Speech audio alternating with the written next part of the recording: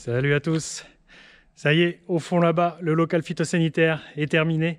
Ce que j'ai entamé au milieu de l'hiver arrive à sa fin. Il reste tout de même quelques petits points de détail. Je vous les explique à la fin. Avant ça, je vous montre toutes les étapes qui se sont succédées. Après la dernière vidéo, vous m'aviez vu faire le sol et puis le commencement du plancher. Tout ça est terminé, même la peinture. C'est parti.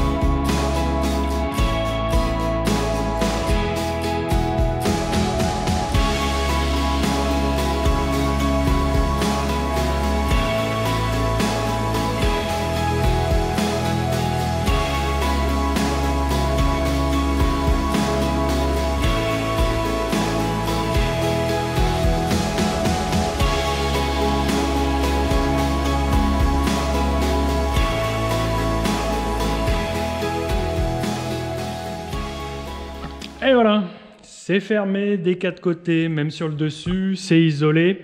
Il y a donc sur tout le tour de l'isolant, de la laine de verre, mais aussi du polystyrène très dense, je ne sais plus comment ça s'appelle. Sur une partie, j'ai fait aussi avec des vieux stocks. Le plancher, vous avez vu, c'est de la laine de roche. Pareil, c'est de la récup. Je l'ai décompacté avec ce que j'ai pu, avec les moyens du bord. C'est quelque chose qui avait été acheté il y a une petite dizaine d'années. Là où j'ai déjà commencé à mettre du bazar, du bordel, il y a quelques produits qui devront descendre lorsque j'aurai terminé de mettre les étagères à l'intérieur.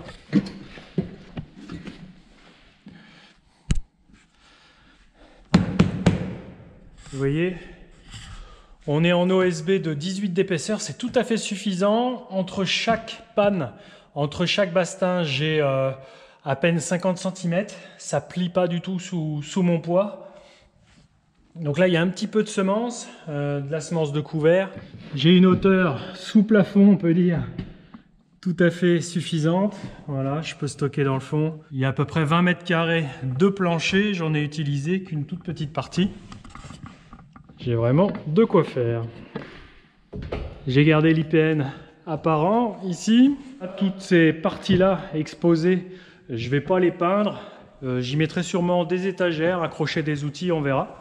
Sur ce côté-là, donc, on va commencer à parler réglementaire. Il faut un point d'eau à l'extérieur du local au cas où on se souillerait à l'intérieur ou au remplissage du pulvérisateur. Le pulvérisateur, je vais le remplir juste ici. J'aurai quelques mètres à faire avec une brouette ou un petit diable. Il faut un point d'eau. La papa est en train de faire les branchements. Pareil, là, il faut que j'achète une bonde. Voilà, un point d'eau, nettoyage, du savon. Au niveau sécurité, il faut aussi un extincteur. Donc l'extincteur, je vais l'accrocher ici ou là, mais voilà un extincteur à portée. Les éléments, les consignes et les affichages de sécurité disant stop, c'est un local phytosanitaire. Ça fait partie de la signalétique à mettre en place. Il faut que ça soit barricadé. Mon hangar aussi, de manière globale, je peux le barricader, le mettre sous verrou. Là, on va continuer donc à passer l'évacuation, l'arrivée. Ça, tout ça, c'est apparent, mais ça finira sous une dalle tôt ou tard. Ici, je vais bétonner. Tac. Et voilà. Bon, ça résonne, il n'y a pas beaucoup d'objets. Au sol, donc, c'était bétonné, c'est moi qui l'avais fait. Et puis, j'ai peint avec une bonne couche de peinture spéciale pour parking. Je voulais que ça soit une peinture et une surface facile à balayer. Voilà. Les murs en OSB, je les ai peints de 2 bonnes couches de peinture. Un blanc, une couleur un peu crème. Pareil, le plafond, j'y ai mis une couche. Je vous rappelle, il y a une couche d'OSB. Derrière, il y a un isolant, une laine de roche. Et puis, derrière, il y a une autre couche d'OSB. Et une épaisseur suffisante pour des fois y mettre des étagères. Là aussi, accrochées au mur. Mais les étagères, il faut qu'elles soient en métal et pas en bois. Au cas où il y a un bidon qui perce, il ne faut pas que le bois boive le produit. Alors, j'ai commencé à mettre des étagères en récupérant celles que j'utilisais précédemment, achetées par papa, voilà, en métal. Il y aura une rangée ici d'un peu plus de 4 mètres et une autre rangée ici d'un peu plus de 4 mètres. Ça ne va pas remplir le local d'étagères, mais ça me laissera de la place d'en mettre d'autres, d'en acheter d'autres, ou de mettre des étagères accrochées au mur. Ce qu'il fallait que je fasse aussi, c'est apporter un point chaud, un radiateur que je pourrais brancher pour allumer et réguler l'intérieur pour éviter que ça gèle et garder une stabilité des produits. Ce que j'ai fait aussi, c'est le local doit être aéré. Il faut une bouche d'aération sur un point haut et puis un autre bout de la pièce au point bas, une autre bouche d'aération. Même principe, il faut que l'air circule là-dedans. Il ne faut pas que les gaz restent. Le point bas, ce petit radier ici, il n'y a pas d'évacuation, c'est juste un point bas, un point de retenue. Il n'y a pas de tuyau qui file ailleurs. Voilà. Là, il peut se stocker 20 litres juste dans le radier et puis une vingtaine de litres sur toute la surface. Donc il y a une quarantaine de litres qui peut loger ici. Sur toute ma surface, il y a une pente ici d'1 centimètre par mètre, donc d'1%. Entre là où je me trouve et le radier, il y a 2 cm. Et puis ça finit en cône, en entonnoir, partout. Un éclairage évidemment, parce qu'il n'y a pas de fenêtre. J'ai acheté ça. C'est un petit éclairage à LED. Sur le seuil de la porte, l'idéal, ça serait que je mette une petite baguette ici, étanche, pour faire un palier. Mais bon, je me garde un petit peu de temps de le faire. Je vais me renseigner, voir si c'est complètement nécessaire. Parce qu'il y a quand même une pente entre là où je me trouve et là-bas. Si un liquide tombe ici, il finit là-bas. L'idée, c'est de protéger l'environnement. S'il y a un tuyau qui perce, il ne faut pas que ça se déverse vers l'extérieur du bâtiment. Voilà, l'ensemble des étagères est à monter. J'ai tout ça ici à faire. Mon intention était de contreventer, c'est-à-dire de consolider un petit peu cette partie du hangar auquel j'ai rajouté du poids ici perché en haut. Rien qu'avec déjà le plancher puis la charge que je vais mettre dessus. Mais finalement, toutes ces structures, cette ossature bois, je l'ai tellement arrimée entre elles que d'elle-même, ça consolide cette partie-là de l'hangar. J'avais dans l'idée de mettre un contreventement, donc du câblage percé ici, et puis aller chercher mon autre poteau à l'autre bout, et puis pareil, faire une croix ici, et puis sur l'autre côté, sur l'autre champ. Finalement, je vais laisser ça comme ça. Voilà mon petit système de support d'IPN rattrapé sur l'autre IPN de 200. C'est pas tout mal. Les produits, je ne vais pas les entreposer n'importe comment, je vais les classer par risque, mais aussi ceux qui sont très risqués, ou plutôt CMR. Et puis les insecticides aussi, les isolés. Et puis je vais ramener de quoi accrocher tous mes EPI, donc mes équipements de protection individuelle, la tenue complète, les bottes, le masque, les lunettes, etc. Et voilà.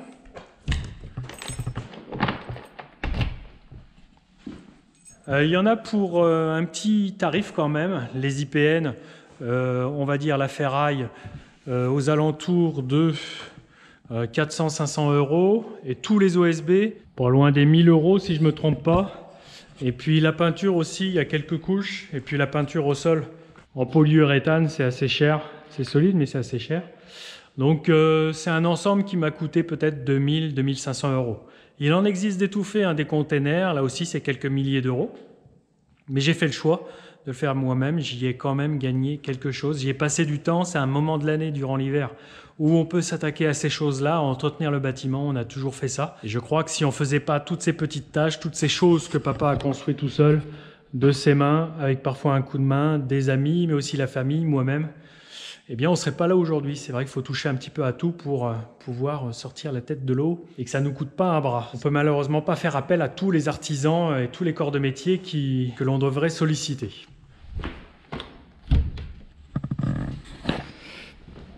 Voilà. Moi, je suis content parce que je ne vais pas avoir à galoper aussi loin qu'avant. Avant, on stockait dans un vieux local phyto là-bas. Dans les vieux bâtiments, j'avais toute la cour à traverser. Là, j'ai plus que quelques mètres à traverser. Le pulvérisateur, je le recule ici. Je le remplis avec ici l'eau claire directement. Cette petite plateforme que j'avais construite il y a quelques années là aussi. J'ai tout qui se concentre ici et puis je libère les bâtiments historiques. Et on est surtout sur une aire sécurisée où si là aussi il y a des pertes de produits, c'est récupéré par un système de tuyaux enterrés avec un phytobag. Je vous mets la vidéo ici si vous voulez vous renseigner de la sécurisation de la zone de remplissage. Voilà, j'ai sécurisé la zone de stockage. Voilà, je suis à jour. J'espère que tout ça vous aura plu. Je vous dis à très vite. Les travaux des champs vont arriver très bientôt. Salut!